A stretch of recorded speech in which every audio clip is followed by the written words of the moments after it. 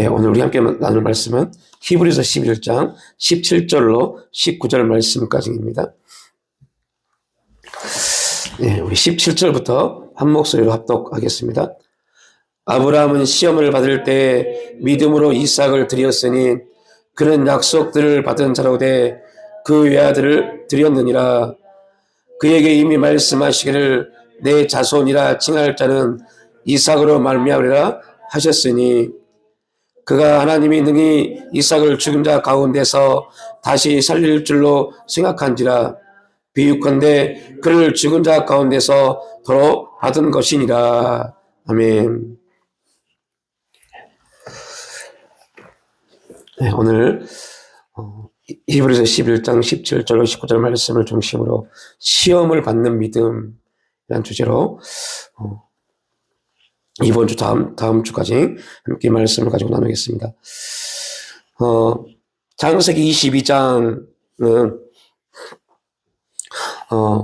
우리 기독교인들에게 굉장히 중요한 말씀입니다.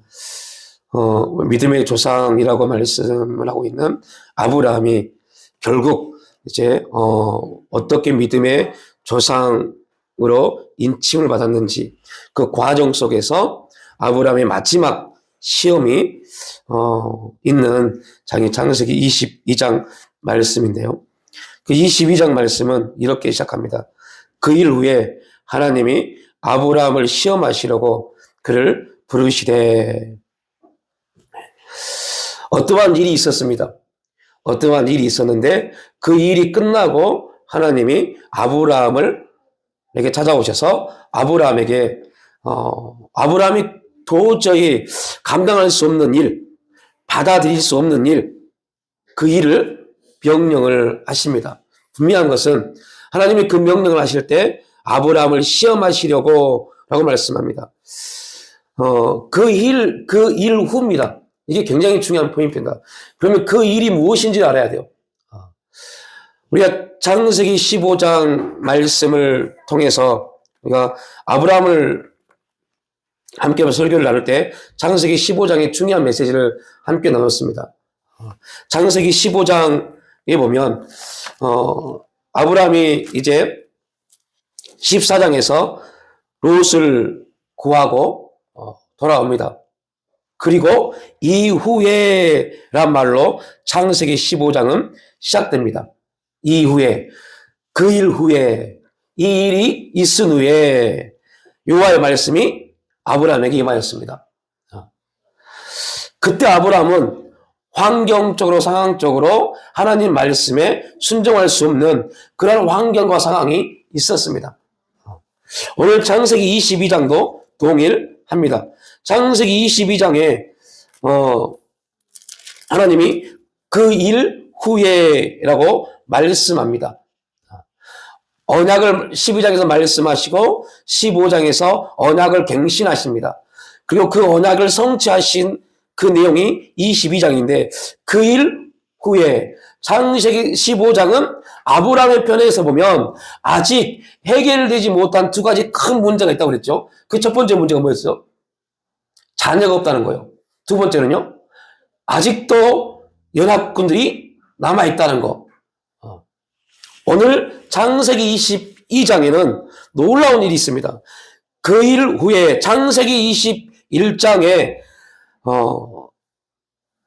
세 가지 큰 사건이 벌어집니다. 그 창세기 21장의 첫 번째 사건은요, 사라가 이삭을 낳았습니다. 두 번째 사건은 이삭이 누구를 통해서요? 이스마엘. 그래서 하나님이 사라의 마음을 받으시고 하갈과 이스마엘을 쫓아냅니다. 그리고 세 번째 어떠한 일이 있냐면 아브라함과 아비멜렉이 언약을 맺습니다. 이 세 가지 사건이 있은 후에입니다. 이 말은 무슨 말일까요, 그러면? 이 세 가지 사건이 있었다는 말은 무슨 말일까요? 창세기 15장하고 비교를 해보십시오. 아브라함의 입장에서는 창세기 15장과 22장 이 일이 있은 후에 똑같이 어떠한 일이 있은 후였는데 한 사건과 15장과 22장은 완전히 다른 아브라함에 비해서 다른 사건입니다. 왜요? 창세기 22장에는 뭐가 사라졌어요? 예부적인 모든 요인이 다 사라졌습니다. 그리고 이제 아브라함은 어떻게 살 수 있어요? 외부적인 모든 요인이 다 사라졌기 때문에 편안한 삶을, 이삭과 함께 편안한 삶을 살 수 있습니다. 그때 하나님이 아브라함에게 찾아오셨습니다.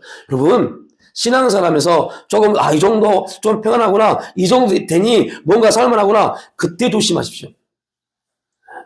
그때 조심하라는 소리가 뭐냐? 그때 하나님이 우리의 믿음을 시험하시려고 찾아오십니다. 모든 외부적인 요건, 여러분, 이 창세기 21장에 아직까지 아비멜렉과 아브라함은 심각한 그런 다툼이 있었어요. 이유는 뭐냐? 아브라함은 계속 나눴죠. 아브라함은 가나안 땅에 뭐가 없었어요? 자기 땅이 없었어요. 자기 땅이 없었어요. 그 말은 무슨 말입니까? 그 아비멜렉이 자기 권력으로 힘을 사용하면 아브라함은 쫓겨날 수밖에 없는 그러한 존재였어요.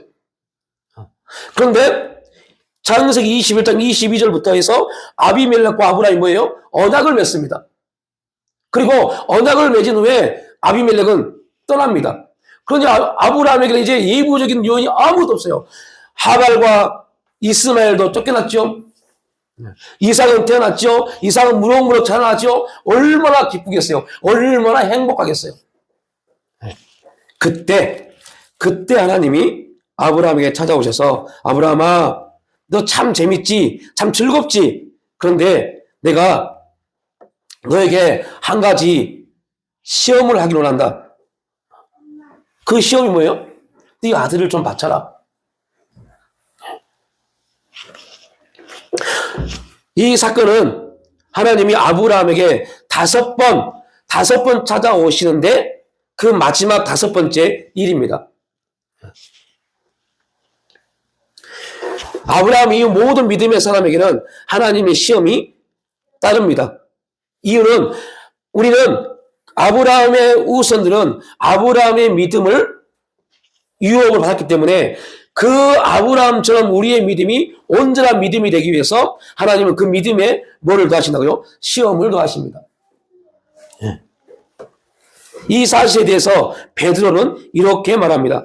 너희 믿음의 확실함은 불로 연단하여도 없어질 금보다 더 귀하여 예수 그리스도께서 나타나실 때 칭찬과 영광과 존귀를 얻게 할 것이니라. 이 말씀이 실제가 되어져서 저와 여러분의 믿음이 이러한 믿음이 될 수 있기를 축복합니다. 여러분 진짜 이러한 믿음이 돼야 돼요. 이거는 단지 그냥 그렇게 되었으면 좋겠습니다가 아닙니다. 왜 그러냐면 우리의 믿음이 어설퍼버리면 예수님이 재림하실 때 어떻게 재림하세요? 많은 사람들이 모르고 있습니다. 예수님이 재림하실 때 제일 먼저 떨어진 게 뭐예요? 불입니다. 불입니다. 이 세상은 불로 다 덮어버립니다. 불로 덮으십니다. 불로 덮을 때 어떠한 일이 벌어집니까? 예수님이 재림하실 때 이 세상은 불로 끝난다니까요. 불로 끝나요. 그런데 놀라운 것은 믿음이 온전하면 그 믿음은 뭐에서 이긴다고요? 그 불시험이었어요. 이게 무슨 말인지 아십니까? 예수님이 오시기 전에 세상은 어떻게 합니까? 멸망됩니다. 뭐로요? 불시판이요. 그때 저와 여러분의 믿음이 그 불을 이길 수 있는 믿음이 돼야 돼요. 그 불을 이길 수 있는 믿음이 돼야 되는데 그 불을 이길 수 있는 믿음은 어떻게 생깁니까? 그때 생깁니까? 아닙니다. 지금이요. 언제요? 지금이요. 지금 주어진 환경과 상황 속에서 우리 믿음이 계속적으로 재련돼야 돼요. 지금 주어진 환경과 사건을 통해서 우리 믿음에 있는 불순물들이 쭉쭉 빠져야 돼요. 그런데 지금 어떻습니까, 우리는? 이 환경이 이런 사건이 오면 넘어져 버리잖아요. 그 환경과 사건을 통해서 승리할 때 그 환경을 통해서 상황을 통해서 우리 믿음에 있는 불순물들이 빠져나가는데 무너져 버리고 넘어져 버리고 쓰러져 버리니까 불순물이 빠지지 않는 겁니다. 이 환경도 못 이기는데 그때 불시험을 어떻게 이기겠어요? 그래서 여러분들, 지금 우리에게 주어지는 이 환경과 상황은 하나님이 우리의 믿음을 뭐 하시려고요? 정금 같은 믿음 만드시려고, 불순물을 빼시려고 이 믿음을 지금 시험하고 계시구나. 믿음은 반드시 뭐 한다고요? 시험 받아야 돼요. 시험 받지 않으면 결국 여러분 우리가 주님을 뭐 할 수 있다고요? 부인할 수 있어요. 저는 그러한 소리를 너무 많이 들었어요. 또 보기도 했고요. 교회 장로입니다. 교회 목사입니다. 그런데 임종시에 예수를 부인합니다. 무서울 정도로요. 왜 그럴까요? 원인은 그들이 시간이 돼서, 교회에서 오래 나오고 시간이 돼서 직분을 받은 것 뿐이었어요. 여러분도 조심하십시오. 우리도 조심해야 돼요. 저도 마찬가지고요. 저도 목사이지만 조심해야 돼요. 내 믿음이 지금 아버지 앞에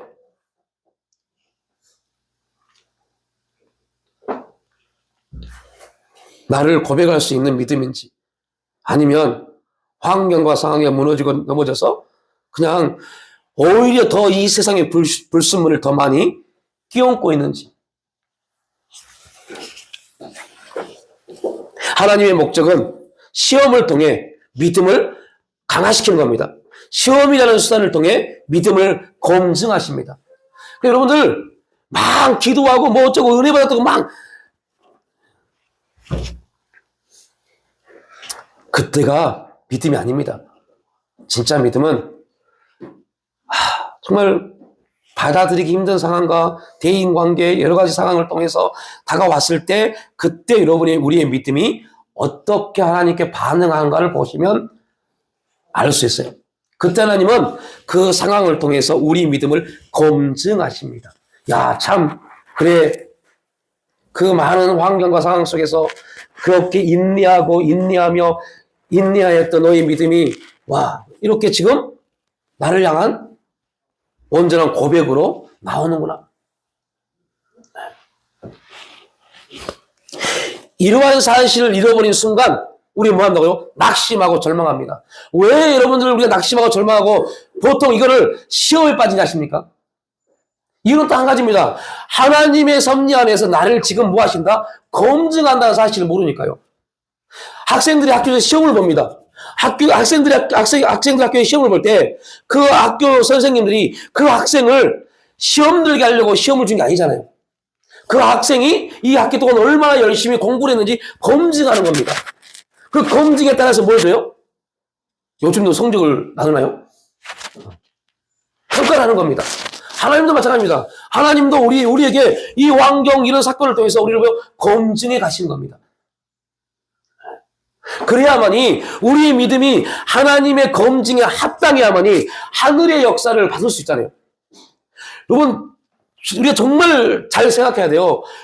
이 유한한 존재인 우리가, 흙으로 만들어져 있는 우리가 저 무한한 하늘의 역사를 어떻게 담을 수 있겠어요? 어떻게 해요? 믿음이요.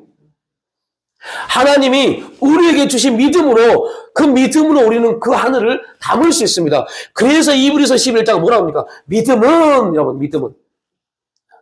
우리가 능력이 있고 우리의 그릇이 큰 게 아니라 우리에게 하나님이 우리에게 뭘 주셨어요? 믿음을 주시고 그 믿음을 가지고 하늘을 담을 수 있는 그 역사를 이루어 가시는 겁니다. 그러니까 믿음을 주시는 것도 하나님이 뭐예요? 은혜이고, 그 믿음을 통해서 하늘을 품을 수 있고 하늘을 담을 수 있도록 역사하시는 것도 은혜입니다. 그래서 우리의 모든 것 다 뭐예요? 은혜입니다. 여러분이 기도 많이 해서요? 기도 많이 해서 믿음이 강해집니까? 천만의 말씀입니다. 기도 많이 해도 환경에 무너지고 남편과 아내와 싸우고 자녀와 관계가 무너지고 다 무너집니다. 기도의 문제가 아닙니다. 얼만큼 하나님을 신뢰하느냐, 신뢰하지 못하냐의 문제입니다. 여러분, 얼만큼 하나님을 신뢰하십니까? 그 하나님의 신실하심을 경험해 보셨습니까? 하나님의 신실하심을 경험하지 않으면 우리의 믿음은 아버지 앞에 평가를 받지 못합니다. 평가를 받을 수 없는 자체가 되어버립니다. 그래서 매일매일 우리는 하나님의 신실하심을 경험해야 돼요. 그런데 그 신실하심을 어떻게 경험해요? 어떻게 경험해요? 낙심하고 절망할 수밖에 없는 환경과 상황 속에서 우리가 하나님을 의지함으로 승리할 때, 그걸 잊어버리니까 시험에 빠지는 겁니다. 아브라함이 하갈을 통하여 이스마엘을 낳았습니다. 하나님은 그 사실 때문에 아브라함을 멀리 하셨습니다. 그리고 하나님의 때, 이게 또 하나님의 은혜입니다. 반드시, 여러분, 그래서 꼭 이 말을 기억하고 했잖아요. 여러분이, 저와 여러분이 하나님의 언약을 받은 자이십니까? 나는 하나님의 언약을 받았다고 생각하신 분. 하나님의 언약을 받았다. 받으셨습니까? 하나님의 언약을 받은 자들은 낙심해서 시험 줄 수 있어요. 아브라함처럼 잘못된 그 당시의 사회의 통념에 의해서 하갈을 통해서 이스마엘을 낳을 수 있어요. 얼마나 큰 사건입니까? 얼마나 큰 죄입니까? 그 죄로 인해서 하나님과 아브라함의 관계가 단절된 적도 있습니다. 그럼에도 불구하고 하나님은 아브라함에게 다시 찾아오셨습니다. 왜요? 뭐 때문에요? 언약이요. 언약이요. 언약이 없는 사람들은 무엇도 하지 않아요? 회개도 하지 못합니다. 그래서 여러분들, 언약 백성이라는 게 얼마나 기가 막힌지 아세요? 다시 한 번 합니다. 언약 받으셨습니까? 아멘 하시라니까요. 언약 받으셨습니까? 아멘. 왜요? 언약은 내가 받고 싶어서 받은 게 아닙니다. 누가 주신 거예요? 하나님이요. 하나님의 은혜로 어느 날 우리에게 언약을 딱 줘버렸어요. 너는 내 백성이다라고요. 나는 너의 하나님이다라고요. 내가 너를 낳았다고 말해버립니다. 우리가 하나님 앞에, 하나님 우리가 언약 좀 체결하시죠? 한 적 한 번도 없어요. 하나님 저를 거듭나게 해주세요. 한 적 한 번도 없어요. 그렇게 해서 거듭난 것도 아닙니다. 어느 날 어느 시점에 어떠한 일로 인해서 하나님을 알게 됐고 하나님 은혜 안에서 성령의 역사를 통해서 거듭났고, 그리고 하나님 말씀합니다. 내가 너를 오늘날 낳았도다라고요. 나는 너의 하나님이 되었다라고 선포해버립니다. 이게 언약입니다. 언약.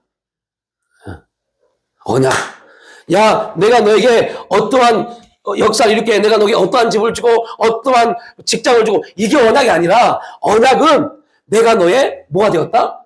하나님이 되었다.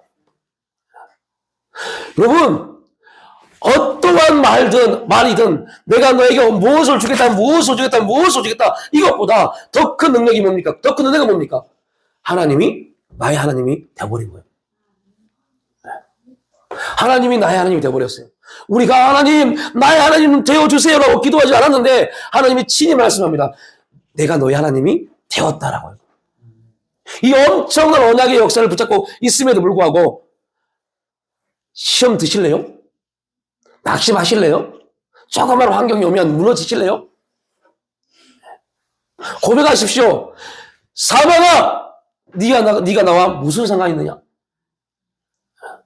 사망과도 상관이 없는데, 인간의 가장 두려움이 죽음, 사망인데, 그 사망이 나를 어찌할 수 없는 그러한 존재인데, 조그만 환경이 오면, 조그만 대인관계, 조그만 물질의 문제, 조그만 힘든 부분이 오면, 또 이렇게 무너지는, 그러면 안 됩니다. 하나님의 때에 하나님은 다시 찾아오셨습니다. 결국 아브라함과 사라를 통해서 누가 낳았어요? 이삭을 낳았습니다. 이삭이 한참 아버지 어머니 하면서 응석을 부릴 때 얼마나 기쁘고 행복한 삶이었을까요? 그때 하나님은 아브라함에게 찾아오셔서 감당할 수 없는 시험을 하셨습니다. 여호와께서 이르시되 내 아들 내 사랑하는 독자 이삭을 번제로 드리라. 정말 기가 막힌 하나님의 명령입니다. 이 시험은 세 가지 내용으로 볼 수 있는데, 첫째, 여호와에 대한 아브라함의 사랑을 시험한 겁니다. 네가 누구를 더 사랑하느냐?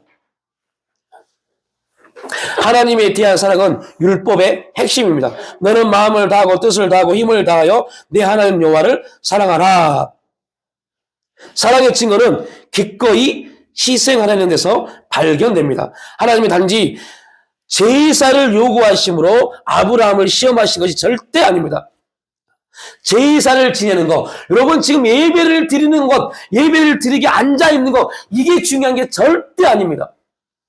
지금 내 마음이, 여러분의 마음이 어디에 있는가를 보시면 돼요.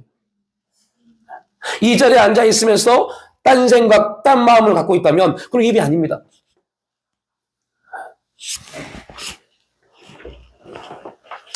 아브라함에게 하나님이 요구하신 것은 제사가 아니었어요.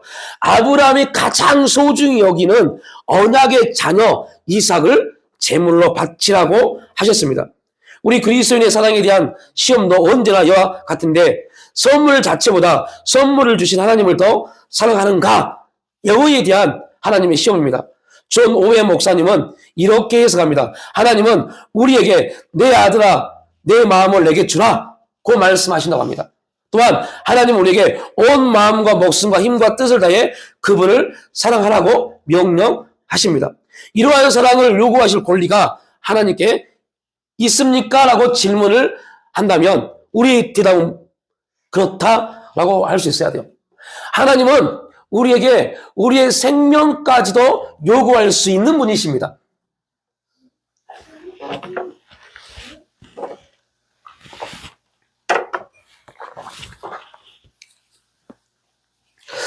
여러분 기억을 하시려나?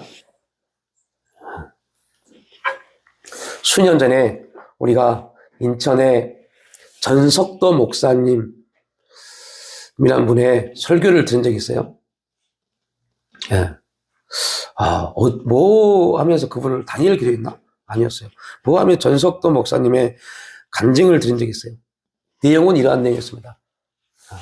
그 교회 한 권사님이 계시는데, 저 인천에 가면 북평구 백운동이라는 곳이 있어요. 백운동. 간석 그 구월동에서 부평으로 넘어가다 보면 하나의 산이 있습니다. 그 산에 그 인천 공동묘지, 시립 공동묘지가 있어요. 그 옆에가 완전히 배밭입니다, 배밭. 기억나십니까? 배밭이요. 엄청난 큰 배밭입니다. 그 배밭의 주인이 그 교회 권사님이셨어요. 근데 법적으로 여러 가지 문제가 좀 있었어요. 그래서 그 권사님이 목사님에게 이렇게 말씀을 하셨어요. 목사님, 기도해 주세요. 이 배밭만 잘 해결되면 목사님 교회 건축하는 거 제가 다 감당하겠습니다. 기억나십니까? 아이도 기억나십니까? 그런데 해결됐어요. 해결된 이후로부터 그 권사가 교회를 안 나오기 시작했어요. 그리고 그날부터 계속 명품 옷에 그 당시 가장 비싼 다이너스티 혹시 아십니까? 현대자동차. 그 차를 뽑았고 온 목에는 반짝반짝 24K 금목걸이에 금반지에 막 그렇게 하고 교회다 나오고 계속 그 비싼 차를 타고 돌아다니기 시작했어요. 교회에 약속했던 헌금은 다 잊어버리고 목사님이 찾아가서 권사 왜 그래? 라고 했더니 누구세요?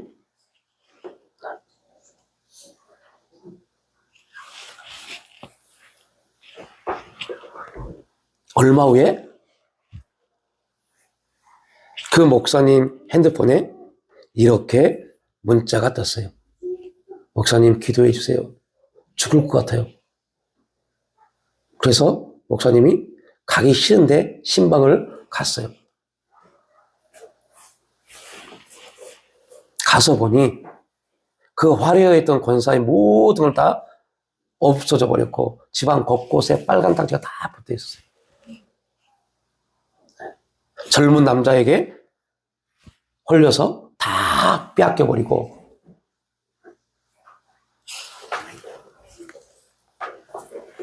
그건 무엇을 더 사랑하느냐? 하나님이 그 권사를 뭐 하신 거예요? 시험하신 겁니다. 네가 진짜 그렇게 할 수 있느냐? 여러분이 기도하시죠. 여러분 대표 기도하시죠. 조심하십시오. 그냥 좋은 말을 하지 마십시오. 내가 감당할 수 있는 말을 하십시오. 그리고 그것도 하나님의 고백으로 들으시고 그 고백을 진짜 만드시기 위해서 환경을 조성해 가십니다. 무섭죠? 여러분, 기도가 그래서 무서운 겁니다. 기도하면 하나님 응답하십니다. 기도하면 응답하십니다. 우리 이것만 알아요. 근데 그 과정이 있어요. 어떻게 응답하시느냐입니다. 하나님이 우리의 기도를 들으시고, 그래, 내가 응답해 줄게. 말씀하십니다. 어떻게요? 그 기도를 이루시려고 환경을 조성해 가십니다. 근데 그 환경이 우리가 이해하기 싫고 받아들이기 힘든 그렇게 만들어 가십니다. 이유는 딱 한 가지입니다. 그렇게 해야만이 내 노력과 내 의지와 무관하게 하나님 역사하심을 뭐 할 수 있으니까요? 고백할 수 있으니까요.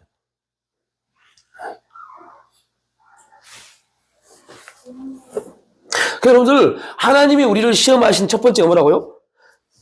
너의 사랑이 어디 있느냐입니다. 너의 사랑이 어디 있느냐? 이삭이 있느냐? 분명히 여러분들, 결론적으로 보면 이삭은 하나님의 응답에 대한 결과이잖아요. 그죠? 응답에 대한 그 결과를 기뻐하는 게 뭐가 문제입니까? 그런데 하나님 말씀합니다. 그 응답조차도 나에게 바쳐라입니다. 네가 진짜 기뻐할 것은 그 응답에 대한 기쁨이 아니라 그 응답을 주신 누구예요? 하나님을 위해서 기뻐하라. 하나님 때문에 기뻐하라. 이 부분을 지금 아브라함에게 말씀하신 겁니다. 이게 바로 믿음 있는 사람들이 가져야 될 항상 기뻐해야 될 내용입니다. 누구 때문에요? 우리가 진짜 믿음이 있다면 우리가 항상 뭐 할 수 있어야 돼요? 기뻐할 수 있어야 돼요. 왜요? 이게 믿음에 대한 결과이니까요.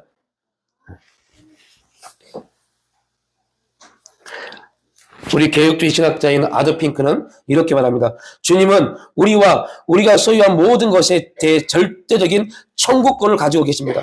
우리의 창조주와 주권자로서 하나님은 우리에게 원하는 것은 어떤 것이든 요구할 권리를 갖고 계시며 우리는 하나님이 요구하시는 것은 무엇이든 드려야만 합니다. 우리가 가진 모든 것은 주님에게서 나오며 따라서 하나님을 위해 하나님의 뜻대로 보유하고 있어야 합니다.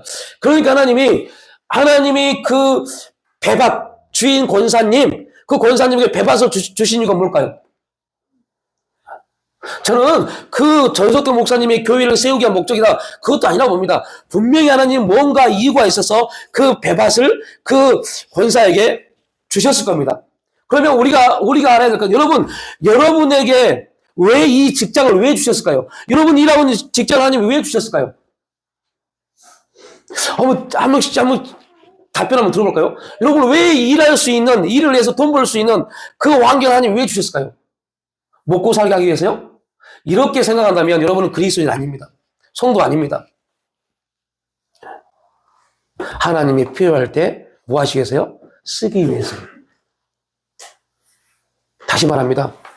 직장은 하나님이 필요할 때 쓰기 위해서 이렇게 주신 겁니다. 받아들이기 힘들 수 있을 겁니다. 무슨 소리세요? 내가 한 달 동안 얼마나 열심히 일했는데 이런 생각을 가지고 있다면 여러분 오늘 반드시 하나님께 회개하십시오. 하나님이 필요할 때 여러분이 한 달 동안 하나님이 은혜 주시고 힘 주시고 역사하시고 보호하시고 인도하여 주셔서 일하고 볼 수 있는 그 은혜를 주시고 그때 하나님 뭐 하시려고? 사용하게 용이하기 위해서. 그래서 주신 겁니다. 그래서 하나님은 우리에게 뭐 하시고? 보유하게 하신 겁니다. 뭐 하시려고요? 하나님이 청구하실 때 여러분들이 아멘! 할 수 있는 그러한 믿음의 사람임을 하나님은 믿고 싶으세요. 제가 여러분 알고 계시지만 올 9월달, 10월달 너무 힘들었어요. 어떻게 하더라 고민을 엄청 했어요. 교회가 20주년을 맞이하지 못할 것 정도로 너무 힘들고 고통스러워서 그때 저 충주에서 너무너무 좋은 조건으로 청빙이 왔어요. 정말 우리 아이들에게 이번에 말했더니 깜짝 놀래. 아버지 미쳤어? 아빠 미쳤어? 왜 안 갔어? 할 정도로요. 너무너무 좋은 조건으로 청빙이 왔는데 고민을 했어요. 주님 어떻게 할까요? 제가 연하가 됐어요. 연하가. 하나님 그때 또 저희 가정에 어떤 일이 있었냐. 지한이가 학교를 옮길 때 지금 충북 충주에 있는 충주상고 그 감독님이 너무 좋아하겠어요. 저 아이를. 보내주세요. 교회도 청빙이 왔고. 그래서 하나님, 야, 이게 하나님 뜻이네요. 누구였죠? 요나요. 그런데 계속 거기는 딜레이가 돼요. 그리고 엉뚱하게 포천으로 가게 됐어요. 그런데 여러분들 알고 계시지만 그때 엉뚱하게 저희도 전혀 되지 않은 안 될 대출이 돼서 문제 해결됐어요. 근데 여러분들 그 대출이 된 게 문제가 아닙니다. 저는 그 대출을 할 때 한 가지를 포기했습니다. 저는 창피한 일이지만요. 창피하다고 말하면 안 돼요. 개인적으로 창피합니다. 수급자 생활을 하고 있습니다. 그래서 벗어나야 되는데 수급자 생활을 하고 있어요. 근데 그 대출을 딱 받는 순간 수급자에서 끊겨요. 그래서 고민했어요. 어떻게 할 것인가? 받을 것인가? 받고 끊길 것인가?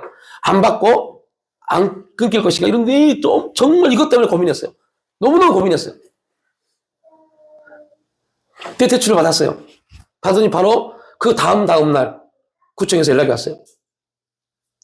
이제 올 12월 달부터 이게 사라진대요. 그게 재산으로 잡혀서 사라진대요.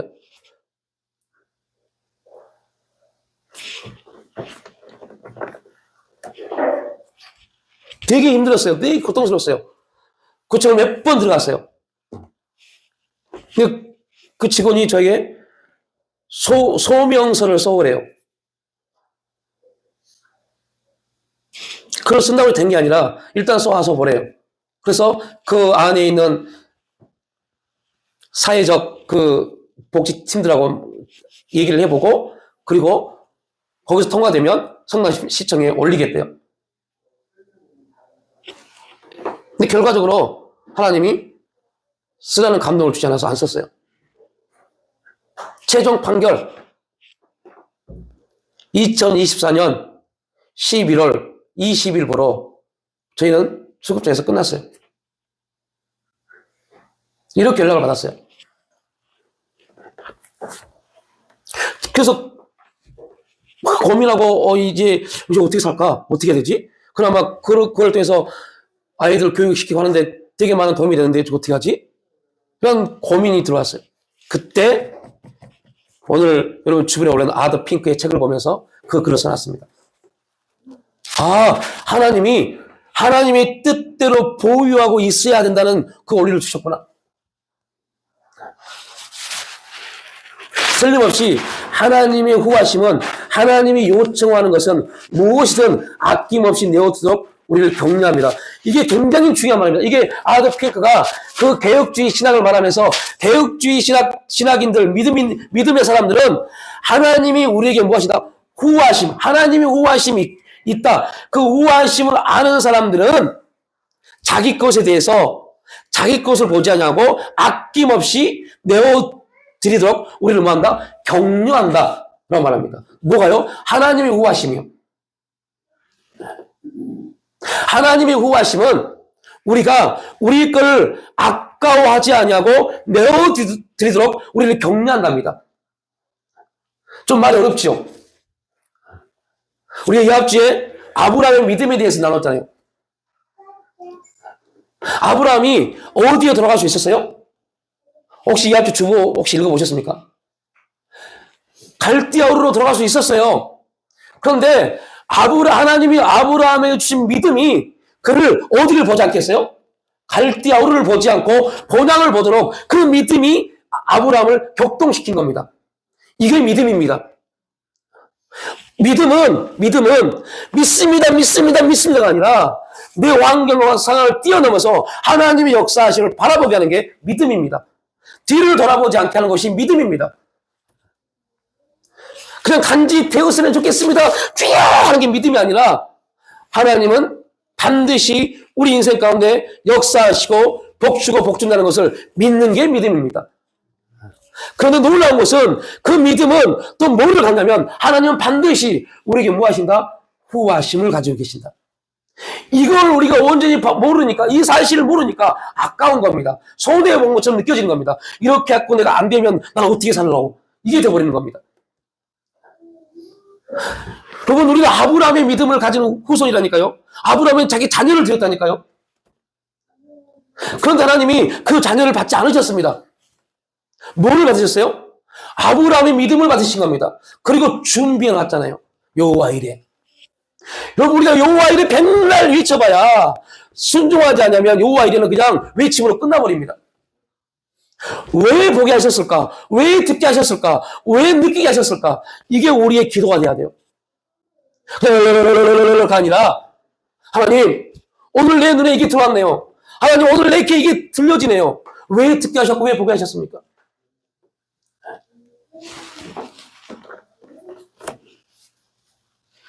어젯밤에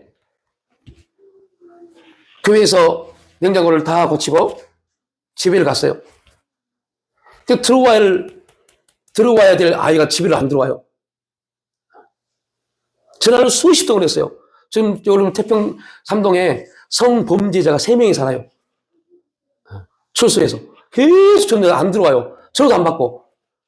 막 갑자기 두려움이 확 와요. 그리고 한참 있다 전화가 왔어. 아빠 왜? 너 어디야? 아, 교회야. 뭐해? 아, 뭐 하고 있어? 금방 갈게. 하고 왔어요. 아침에 교회에서 깜짝 놀랐어요. 그리고 안 놀라셨습니까? 뭐 바짝바짝 붙여놓은 거? 와서 혼자 와서 이거 크리스마스라고 이렇게 해놓고 왔더라고요. 아침에 강대에서 기도하면서 얼마나 울었는지 모릅니다. 아무것도 모르는 것 같은데, 믿음도 없는 것 같은데, 와, 저 아이의 마음에 교회를 향한 마음이 있구나.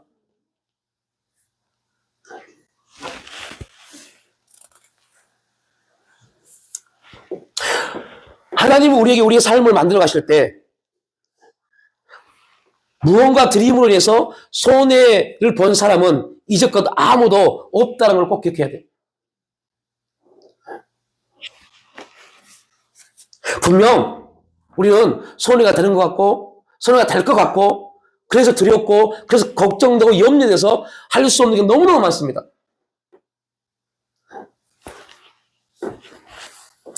그럼에도 불구하고 우리가 알아야 될 부분은 하나님이 우리의 마음에 감동을 딱 주신 그때부터 꼭 우리가 알아야 되겠습니다. 하나님은 이 감동에 대해서 그분의 우하심을 통해서 우리가 믿음으로 순종할 때 우리가 감당할 수 없는 일들을 나타내실 거라는 거죠.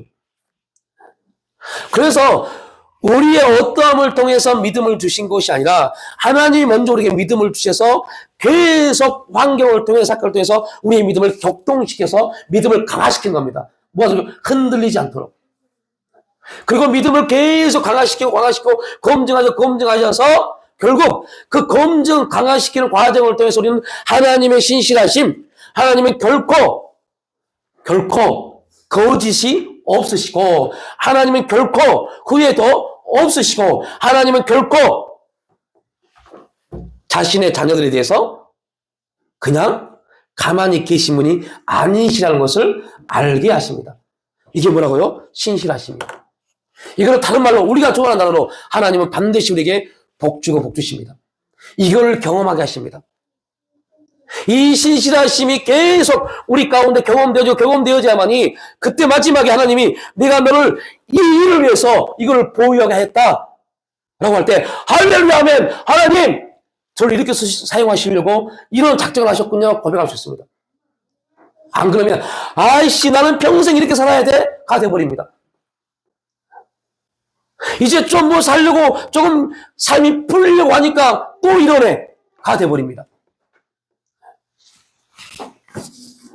우리는 자신의 직업을 하나님의 뜻에 따라 희생하거나 복종시키라는 도전을 받게 될 겁니다. 혹은 우리가 소중히 여기는 관계지만 예수 그리스도에 대한 우리의 더 고귀한 사랑과 양립할 수 없는 관계를 희생하라는 것이 될 수도 있습니다.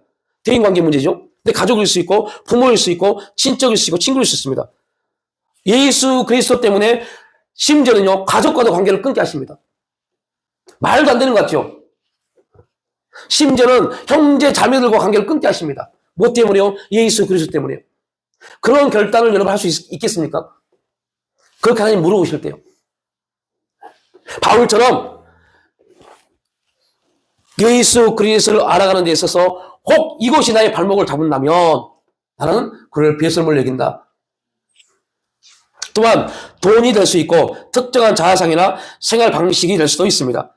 하나님은 하나님을 위한 희생의 자발성에 있어 우리를 시험하십니다. 하나님의 약속의 자녀인 이삭처럼 하나님이 주신 좋은 것들까지도 하나님은 우리가 하나님의 손에 다시 맡길 것을 요구하십니다. 이것이 하나님의 아브라함을 시험하는 첫 번째입니다. 두 번째, 아브라함의 영적인 이해입니다.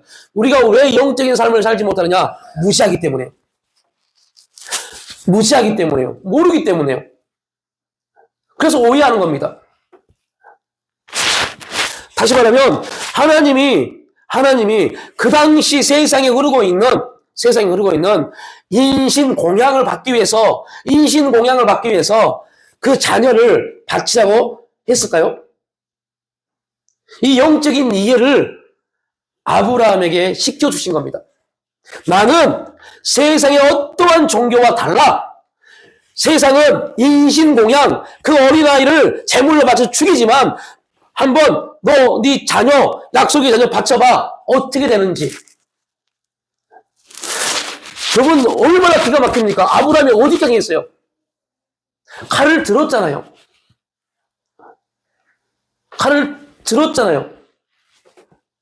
이거는 하나님이 들 엄청난 믿음이 있지 않고는 할 수 없는 겁니다. 그래서 이 사건을 수천 년이 지난 히브리서에서는 어떻게 오늘 말씀을 하고 있습니까? 그가 하나님이 능히 이삭을 죽은 자 가운데 다시 살릴 줄 생각한지라. 여러분 놀라운 겁니다. 구약 어디에도 아브라함이 하나님이 이삭을 살려줄 것이라고 생각했던 구절 한 군데도 없어요.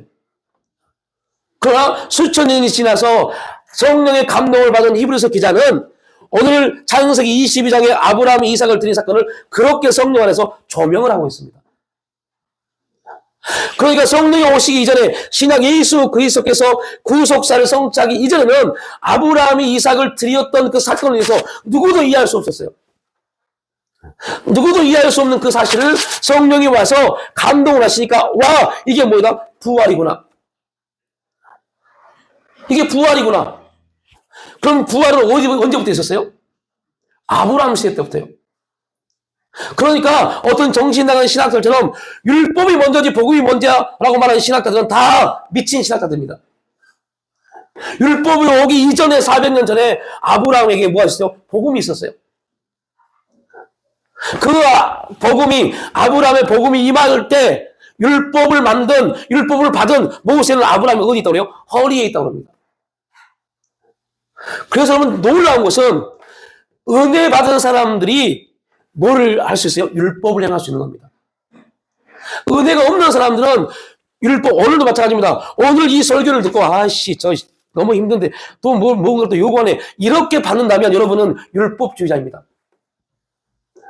율법주의자들은 자꾸 뭐를 요구하는 거로 듣습니다. 복음은 요구하는 것이 아니라 우리가 감동에 따라 순종하도록 만드는 것이 복음입니다. 그래서 목사가 여러분 하나님 앞에 축복 받으려면 헌금 많이 하세요. 이런 말도 안 되는 설교는 듣지 마십시오. 헌금 많이 한다고 복 받는 게 아닙니다. 이런 설교가 아니라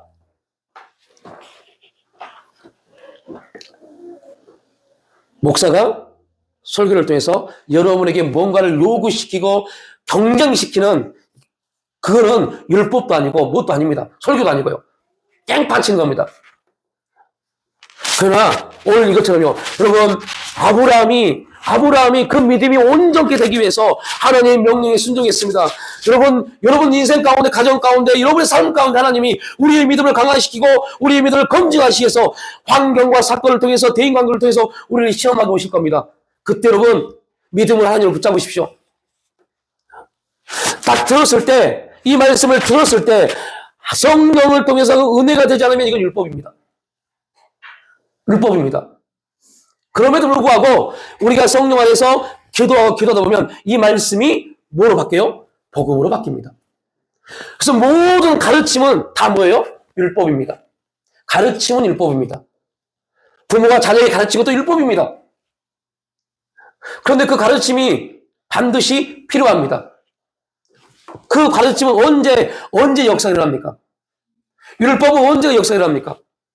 성령이 우리에게 그 일들을 깨닫게 하실 때. 그래서 여러분들,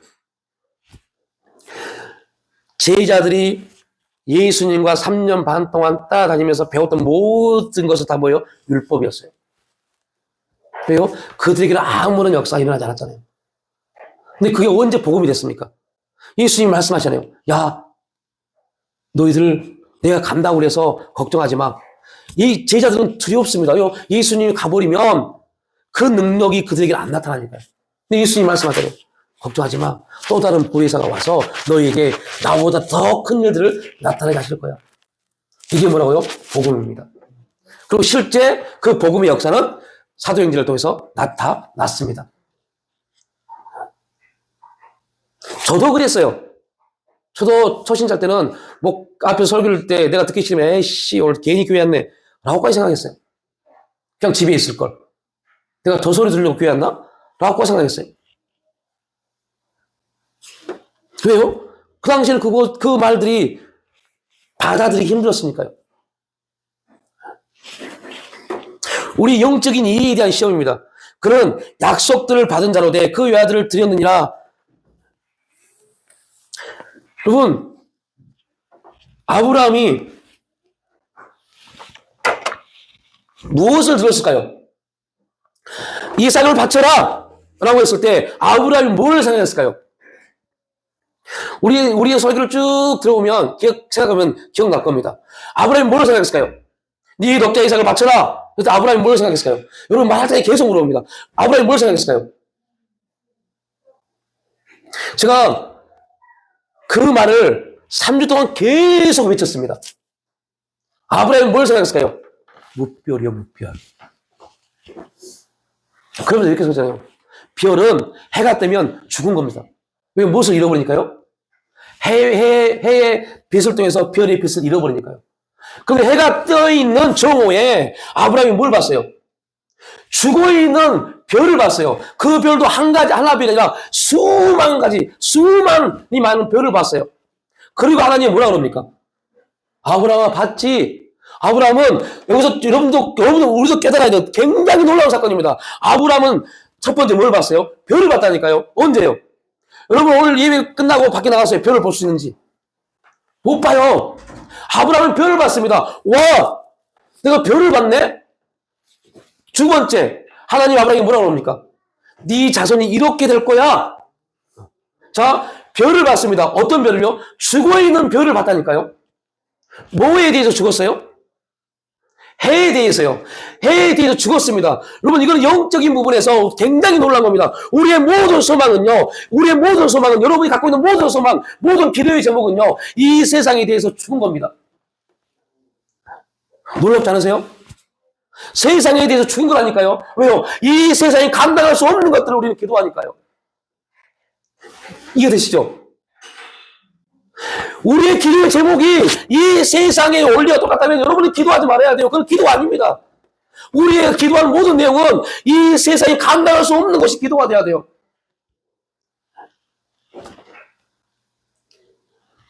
이게 이해가 안 되면, 그러니까 우리 이방인처럼 무엇을 먹을까 막 기도한다니까요. 하나님 이것 좀 해결해 주세요. 이것만 기도한다니까요. 이거 뭐 어떻게 해결되면 될 것 같은데 아니라니까요. 그거 해결되면 또 다른 문제가 또 온다니까요. 왜요? 그게 이 세상입니다.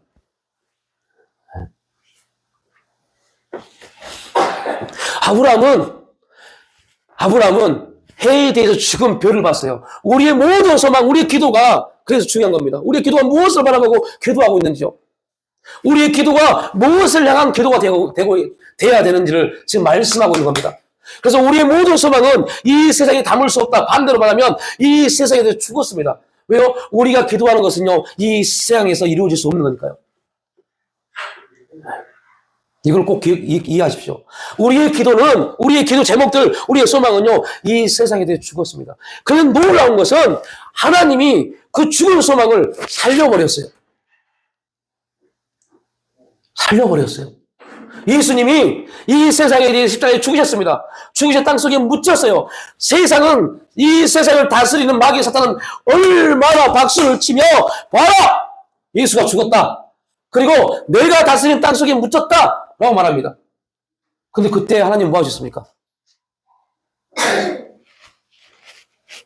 하나님은 두 가지를 하셨습니다. 하나, 그렇게 박수치고 있는 사단의 모든 권세를 땅속에 묻어버렸어요. 누구와 함께요? 예수와 함께. 땅속에 묻어버렸어요. 그리고 하나님은 또 뭐를 작정하고 계셨어요? 이제 부활하실 거예요. 사탄은 예수는 죽었다! 모든 권세는 끝났다! 라고 말했는데 하나님의 능력으로 예수를 살려버렸어요. 이게 소망입니다. 우리의 모든 소망이 이 세상에 대해서 아무리 열심을 내도 여러분 길이 보이십니까? 여러분 나갈 길이 보이십니까? 여러분 자녀들 보니까 소망이 있습니까? 아무것도 없다니까요. 그런데 우리가 믿을 수 있는 건 딱 한 가지입니다. 누구요? 하나님이요. 소망 없는 우리 인생에 하나님이 소망을 주시고, 소망 없는 우리 자녀들에게 하나님이 소망을 주시고, 소망 없는 교회 우리 가정에 누가요? 하나님이요. 내 열심이요, 내 노력이요, 천만의 말씀입니다. 하나님이요. 그래서 부모는 자녀를 데리고 교회에 나가서 기도해야 돼요. 가정은 가정별로 또한 계속 기도해야 되고요. 하나님만 우리의 소망이 되고 하나님만 우리를 세우십니다. 모든 인생이 다 끊어져 버리고 길이 막혔고 완전히 동굴 같은 그러한 인생이어도, 그러한 가정이어도, 그러한 삶이어도 우리의 소망이 하나님께 있으면 여러분 하나님이 살리십니다. 하나님이 살리십니다. 별을 봐라, 하늘 봐라, 뭐가 보이니? 별이 보이는데요? 그래, 원래 그 별은 오늘 안 보이는데 내가 그 별을 내 눈을 열어서 보게 했다. 누가요? 하나님이요. 그리고 말합니다.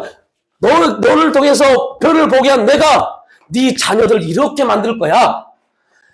아들을 바쳐라 라고 말할 때 아브라함이 생각난 것은, 와, 창세기 15장에 이 약속을 하셨지. 그리고 뭐 했어요? 짐승을 나눴지. 이 언약을 지키지 않으면 누가 짐승처럼 갈라져요? 아브라함이요? 하나님이요. 하나님만 지나갔잖아요. 그러면 언약을 하시고 언약을 이루실 분은 하나님이십니다. 하나님이 그렇게 약속하시고 언약하시고 하나님이 제사 가운데 짐승을 갈라서 하나님이 스스로 지나가셨지. 와! 이 내 자녀 이삭을 통해서 하나님이 역사하지 않으면 하나님이 그렇게 뭐야 돼요? 갈라져야 돼. 그런데 아브라함이 경험한 신실하신 하나님은 어떠한 분이십니까? 결코 거짓이 없으십니다. 그래서 아브라함은 누구를요? 이삭을 바쳐주셨어요. 이 말씀을 좀 드리는 겁니다. 이게 뭐라고요?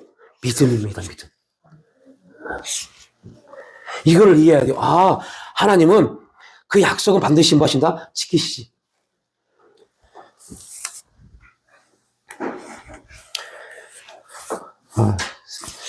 세 번째만 하고 나머지는 여러분 주보를 읽어보십시오. 세 번째, 하나님에 대한 아브라함의 지식 및 신뢰를 시험한 것이었어요. 우르를 떠나라는 하나님의 명령에 순종했을 때 아브라함은 자신의 과거를 포기했습니다. 그러나 아들을 하나님께 바치도록 명령했을 때 아브라함은 그의 미래도 바칠 것을 요구받았고 그 미래를 포기했습니다. 아브라함은 두 가지를 포기했어요.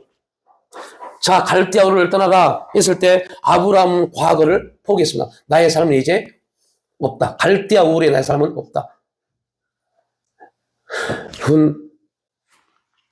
기독교인들은 요즘 주례를 안 쓰면 주례 쓸 때 제일로 목사님이 설교 주례사에 같이 한 빠지 잡고 나오는 말이 그 말입니다. 둘이 부부가 되어 이제 어디를 떠나요? 부모의 집을 떠나 한 가정을 이룹니다.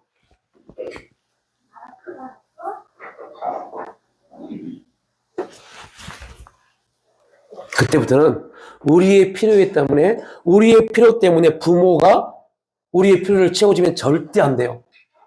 혹 부모가 감동이 돼서 부모가 자녀를 향한 감동이 돼서 어느 정도 도움을 줄 수 있지만 내 필요 때문에 여러분의 필요 때문에 부모를 끌고 오지 마십시오. 기독교인이라면요. 여러분이 기독교인이라면요. 우르를 떠날 때 아브라함은 과거를 포기했습니다. 그러나 아들을 하나님께 바치도록 명령받았을 때 아브라함은 그의 미래도 바칠 것을 요구받았고 미래도 포기했습니다. 포기하니 누가 역사하세요? 하나님. 우리가 그렇게 좋아하는 여호와이래요. 하나님을 위해 우리의 미래를 포기할 수 있습니까? 이 질문에 우리는 이렇게 답할 수 있어야 됩니다. 아브라함이 포기했기에 그 믿음의 상속자인 우리도 할 수 있습니다. 여러분의 미래를 포기할 수 있으십니까? 여러분의 모든 계획을 다 포기할 수 있습니까? 여러분의 모든 계획을 포기할 수 있습니까? 뭘 위해요? 하나님을 위해서? 여러분이 계획했던 모든 거 다 포기할 수 있습니까?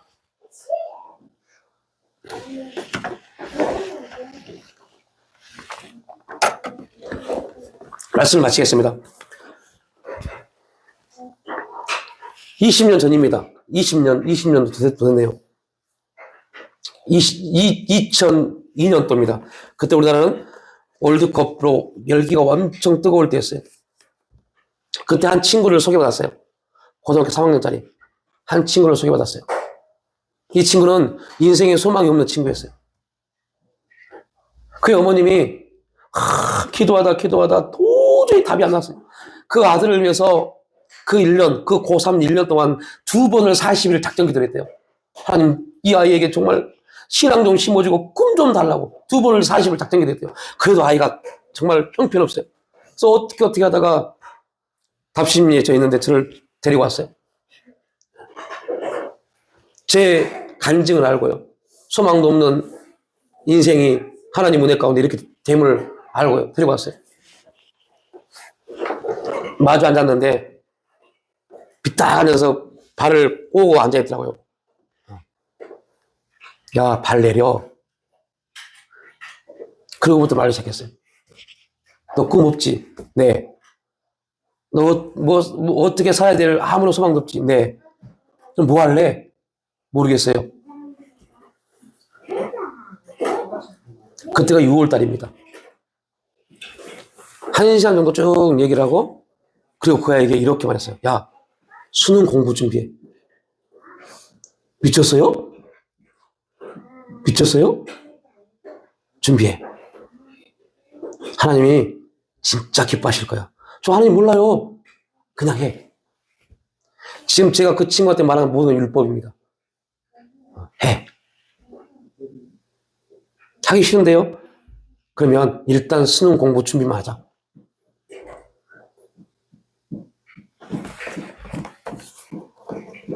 목사님, 저 학교에서 성적이 얼마인지 아세요? 그 전사님 얼마인지 아세요? 그 관심 없어. 지금부터 준비해. 결론적으로 그 친구가 그의 수능을 봐서 갈빈대, 백석대, 아시아나 신학대학교 세 군데를 합격했어요. 너무 감사해서 그때 저희 집 제가 신길동에 초청해서 데리고 와서 그 친구들과 함께 그 당시 한참 유행했던 무한리필 고깃집에 가서 거기를 섰어요. 목사님 어디로 갈까요? 갈빈대 가라. 지금 여러분 저보다 먹기를 더 잘합니다. 봉천동에서 600명 되는 교회 부목사로 8년 섬겼다가요. 지금 개척했어요. 너무 잘해요. 간혹 페이스북을 통해서 연락이 옵니다. 목사님, 이러한 부분이 있는데 어떻게 하면 좋을까요? 지금 말합니다. 나한테 묻지 마. 나한테 묻지 말고 계속 묵상해. 묵상해라. 그리고 하나님이 감동 올 때까지 묵상해라. 인생이 여러분 우리의 생각대로 된다면요 얼마나 좋겠어요. 하나님이 딱 포인트를 가지고 우리를 붙잡는 순간부터 계속 하나님은 설교를 통해서 사람을 통해서 환경을 통해서 계속 우리에게 하나님이 우리에게 어떠한 뜻을 가지고 있는지를 말씀해 오십니다. 그리고 받고 가시기 시작합니다. 그런데 여러분들 중요한 것은요 가만히 있으면 안 돼요. 죽을 힘을 다해서 해야 돼요. 그 친구가 그렇게 바뀔 수 있었던 것은요 하나의 목표를 세워주고 목표를 향해 달려가도록 그 안에 마음에 불타는 마음을 주니까요. 정말 열심히 해요.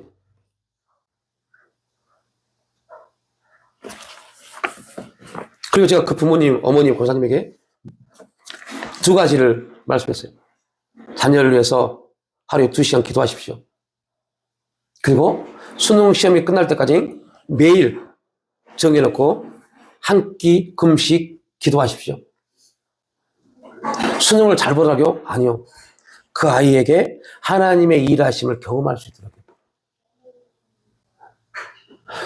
새 대학교 합격 증서를 딱 받고 그 아이가 이렇게 고백했어요.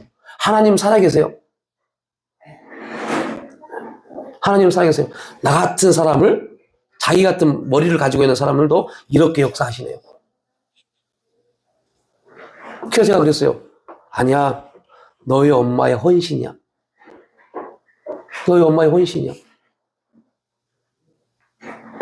그 아이는요, 그 유목사는요, 그 유목사는 그 말 한마디, 너희 어머님의 헌신이야. 그 말 한마디에 가장 존경하는 사람이 자기 어머님이 됐어요. 자녀들이 부모에 대해서 그러한 믿음의 역사에 있어야 돼요. 그러니까 아브라함이 이삭을 올가매고 제단이 올라났을 때 이삭이 아무 반응도 하지 않고 가만히 있습니다. 왜요? 아브라함도 하나님을 믿었지만 이삭은 누구를 믿었어요? 이삭은 누구를 믿었을까요? 아버지요. 아버지를 믿은 겁니다. 하나님 아버지, 우리의 믿음이 매일매일 환경과 상황을 통해서 시험받고 하나님의 검증 단계를 거쳐갑니다. 결국은 하나님이 필요하실 때 사용하시기 위한 목적이고 그 일로 인해서 하나님의 일하심과 역사하심과 운행하심을 간증케 하시기 위한 또한 하나님의 일하심을 믿습니다. 주여 우리를 붙잡아 주 인도하여 주셔서 우리의 믿음이 하나님이 요구하실 때 온전히 우리를 내어드릴 수 있는 그 거룩한 자리까지 나아갈 수 있도록 성령님 지도하시고 인도하여 주시옵소서. 감사드리올 때 예수님의 이름으로 기도 올려옵나이다.